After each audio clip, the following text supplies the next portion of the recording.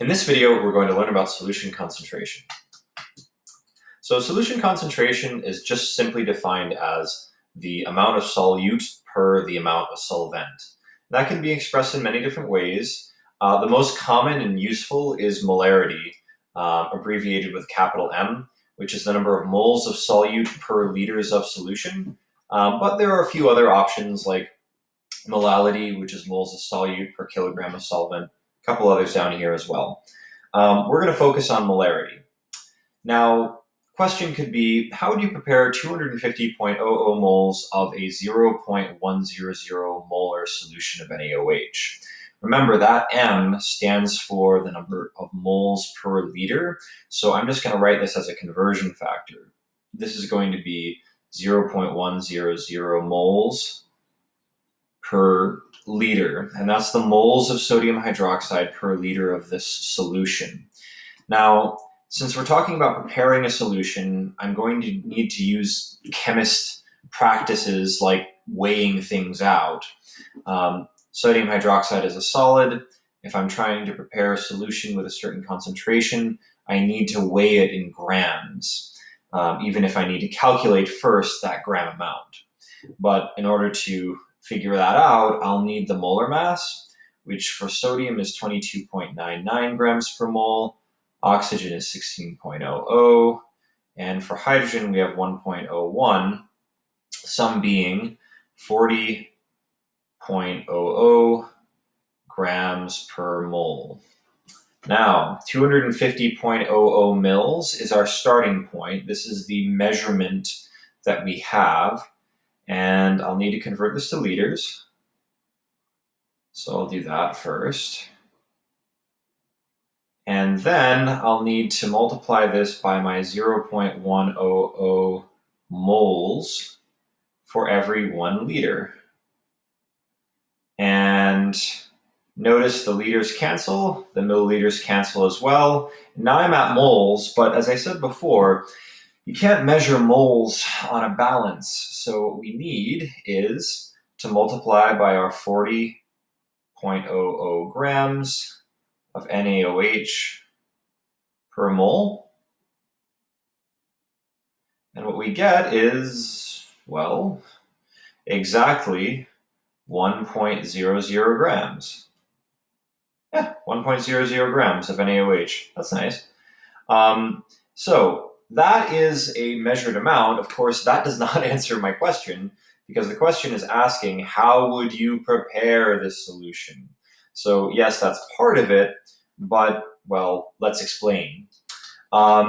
This is important to understand. If you're making a solution in lab, you may know how much sodium hydroxide to use, but you'd better know also how to actually use it. So step one is going to be weigh 1.00 grams of NaOH. Step two is going to be add a small amount of H2O to a 250.00 milliliter volumetric flask. A small amount, not like 2 drops or something, but well lower than the 250 mils. In this case, I'm going to say maybe, 75 mils of water, maybe. Something like that. So we're going to add that to the volumetric flask. Then we will dissolve NaOH in the H2O in the flask. So we're just going to add the sodium hydroxide in. We're going to swirl it, make sure all of it dissolves, and then we're going to dilute to the mark on the flask. And if you look at this volumetric flask, there's a mark. I think you can actually see it right here.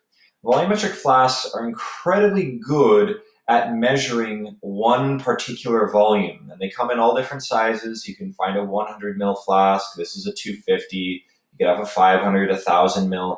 I've even seen 2,000 milliliter volumetric flasks, and they're really, really good at measuring precisely whatever that one mark is with extraordinary precision. Extraordinary precision. They are not good at measuring anything else because they can't. But I want to point out that if you had measured the 250 mils of water before, your problem would be that you have 250 mils and then you add some solute, that still adds a little bit more volume. And so your volume of solution is going to be a little bit too high. So you actually can't do that. You have to dilute to the mark, which means that you're actually adding somewhat less than 250 mils of water. Frankly, it doesn't even matter how much water you use as long as you get to that 250 mil line. So that's how you would prepare such a solution. And I want to point out that it's important to always, like if this were a dilution with an acid, it's important to have the water there to begin with before you add the acid. Because if you were to do it in reverse and have acid in and then add water, it would create a very exothermic reaction and you'd have hot acid spitting all over the place. It'd be really, really dangerous. So finally, one more thing is dilutions of solutions, meaning that if we have a solution of some concentration already and we want to make it less concentrated, how would we do that? Well, we go by the principle that if we are only adding water to dilute a solution, then the moles of solute initially are equal to the moles of solute that are there at the end. So how can we put this into play? Here's a problem. We start with an 18.0 molar stock solution of sulfuric acid, and we want to make 1 liter of a 4.5 molar solution. So ultimately, I know how many moles of sulfuric acid should be in 1 liter of 4.5 molar solution. So I can say that the final moles are equal to 1.0 liters times 4.5 moles per liter. See what I did here? I took the concentration and the volume and I multiplied them together, giving me moles at the end. And I can take the initial volume and the initial concentration of sulfuric acid and multiply them together over here.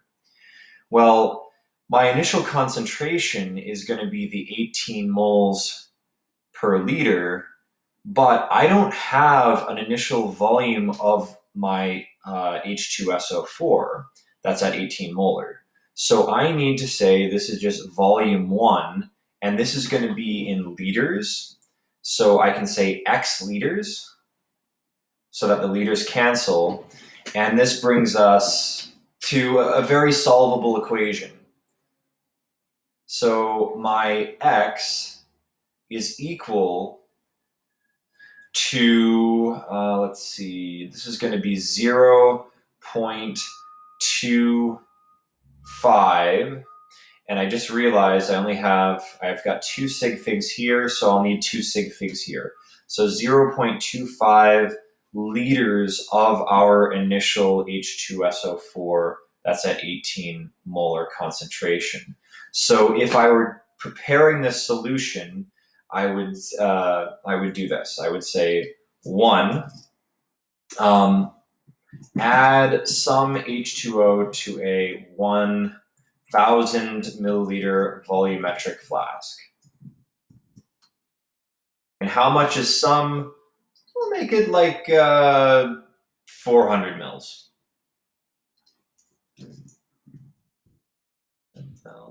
And this is something where you're really just throwing a bunch in and not even trying with the measuring. 2, add 250 milliliters of 18.0 molar H2SO4 to the volumetric flask. How would you do that transfer? You might use another volumetric flask as well to transfer the 250. Although my sig figs here are terrible, they're complete garbage. If I'd had a few more sig figs, it would matter. I suppose if I'm only adding 250 with that level of precision, it almost doesn't matter what I use. But anyway, from here, dilute to the mark, and there we go. Important thing here, again, is you want to do 1 before 2, because if you do it in reverse, you're going to get hot acid spitting in every different direction. So I hope this video has been helpful. Let me know if you have any questions or comments in the comment section below. Thank you.